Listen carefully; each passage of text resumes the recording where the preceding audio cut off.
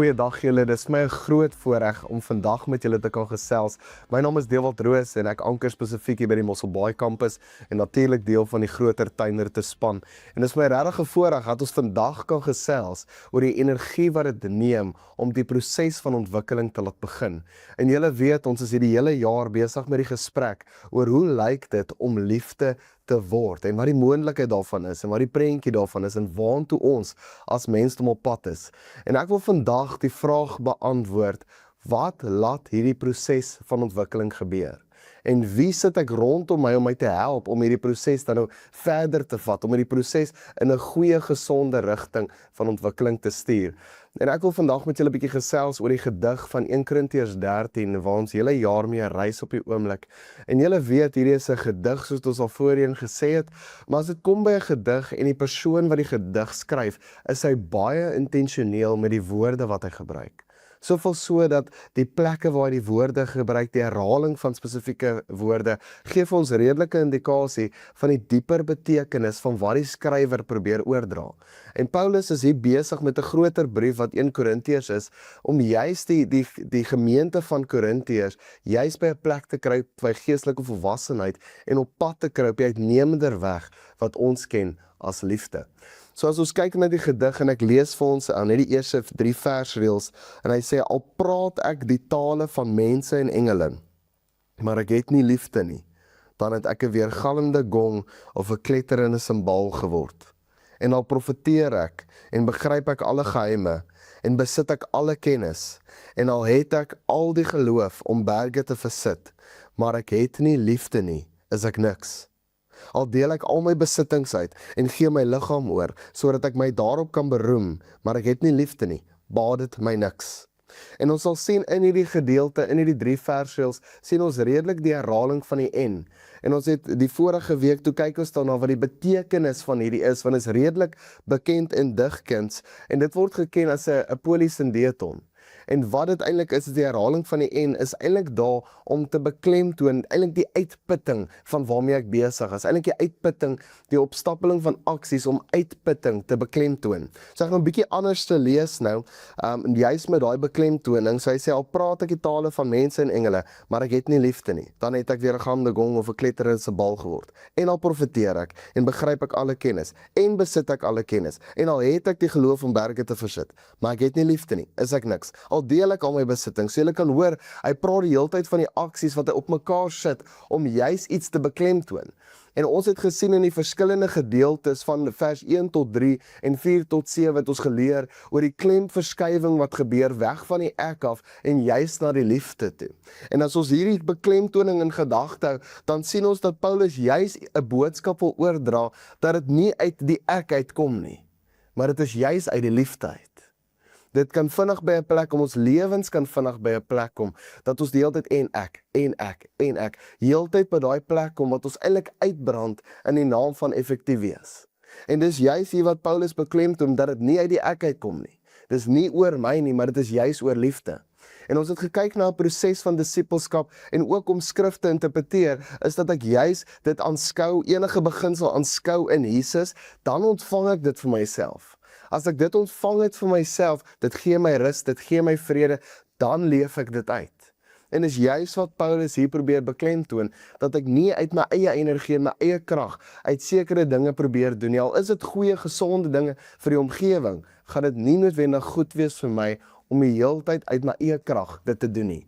En ons wil natuurlik die klem sit op die krag en die energie van die Heilige Gees wat hy reeds in my gesit het.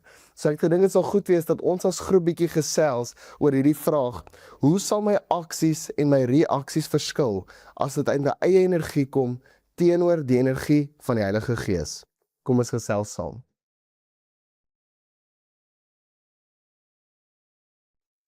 Ek vertrou julle het lekker gesels en ons sien juist die verskille wat gebeur in ons lewens as ons reageer uit my eie energie uit, teenoor om te reageer uit die krag en die energie wat die Heilige Gees reeds vir my gee. En ek wil bietjie met julle gesels oor die Heilige Gees wat my juis help met hierdie proses van ontwikkeling. In die gesprek wat Paulus met die ouens het, met die gemeente het rondom die gawes en groter as dit die geestelike dinge, praat hy juis met hulle oor die feit dat alles, al hierdie krag, al hierdie energie kom uit die bron van die Heilige Gees af.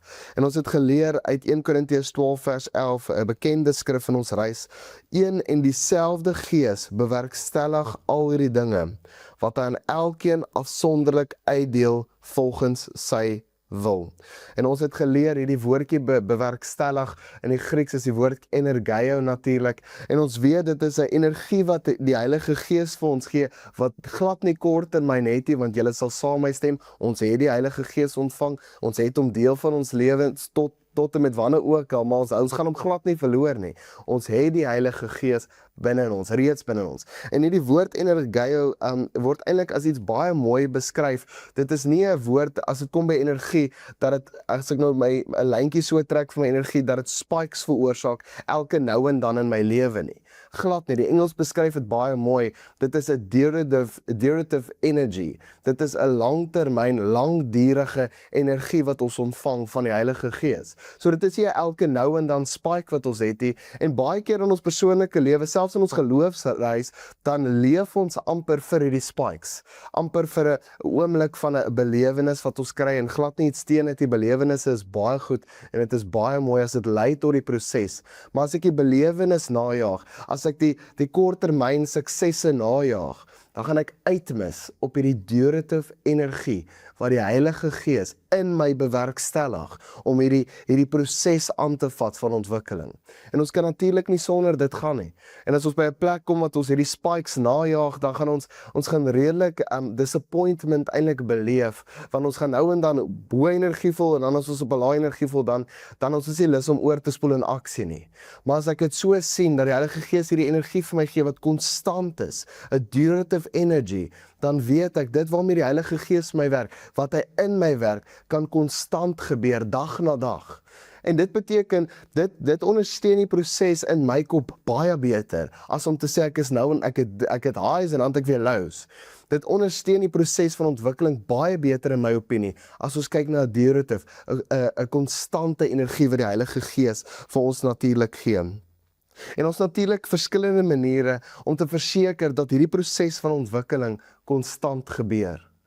In my lewe, as ons kyk na waarheen ons op pad is dit belangrik vir my om te besef dat daar sekere ritmes is wat ek in plek kan stel saam met my groep. Ek dink dis die heel belangrikste een. Ons doen dit nie in isolasie nie. Saam met my groep in plek kan stel om juist te verseker dat hierdie proses in 'n konstante trant van ontwikkeling ook gebeur. Dat selfs dit nie die heeltyd so maak nie. En natuurlik gaan ons deur seisoene, maar ek bedoel dit wat my ambisie, die krag wat binne in my werk om konstant daai selfe wilskrag te hê vir hierdie proses. En as ons kyk na die verskillende maniere wat ons dalk 'n bietjie op klem kan lê, verskillende ritmes wat ons dalk in plek kan sit, om seker te maak ons is by hierdie langtermyn journey, om seker te maak ons span ook lang lyne in ons ontwikkeling saam met ons groep, sal dit dalk help om saam as groep te kyk en eintlik 'n studie daarvan te maak om te sê, waantoe is mensdom, waantoe is hierdie nuwe mens wat ons is in Christus, waantoe is ons op pad? En in dit sien ons ook hierdie prentjie van Christus. En dit beteken nie dit is nou op 'n afstand ver nie, glad nie. Dis 'n geleentheid. Dis 'n uitnodiging vir my om juis in daai tipe lewe dan te funksioneer. So ek kyk waantoe is ek op pad natuurlik. Om seker te maak ook ek maak dit haalbaar. Om seker te maak dat dit vir my van so aard is dat ek nie nou probeer in die ekstreme funksioneer van my ritmes om nou te sê, ek noem net 'n voorbeeld, om te sê nou gaan ek 20 hoofstukke 'n dag lees of ek gaan 3 ure 'n dag bid, glad nie. Dit is treetjie vir treetjie wat ek neem om seker te maak ek is op 'n konstante posisie van ontwikkeling. En dan om seker te maak dit is ook meetbaar. En nou meetbaar baie keer is baie moeilik om dit so te doen as dit kom by my groei en ek dink dis hoekom dit so belangrik is om dit saam te doen want die mense rondom my, die accountability wat ek het, is juist die mense wat my help, wat my terugvoer gee. En uit daai terugvoer kan ek eintlik 'n bietjie van 'n metingsinstrument insit om seker te maak ek is konstant op pad. En dan sal dit dalk help as ons as groep besluit om hierdie reis saam aan te pak. En hoekom dit ook belangrik is, behalwe vir die accountability, behalwe vir die saamstudie, help dit as ek en jy in 'n reis saam is van ontwikkeling, van die proses van om liefde te word. En jy is in die proses, ek is in die proses, ons groep is in die proses, want ons doen dit saam, dan leer ons by mekaar. En as ek by jou leer wat jy leer uit hierdie journey van om die skrif te bestudeer, om die term van liefde te bestudeer, dan kry ek dalk insig beter in hierdie konsep. En dit help my, dit inspireer my, om juis hierdie energie wat die Heilige Gees my gegee het, juis om dit te gebruik vir die konstante ontwikkeling. So ek gedink dit sal goed wees dat ons afsluit met ons tweede vraag en wat doen julle as groep om mekaar te help om konstant te wees tydens hierdie proses, om konstant te word, om konstant in hierdie proses te wees. Kom ons gesels saam en dan sluit ons af met gebed. Blessings.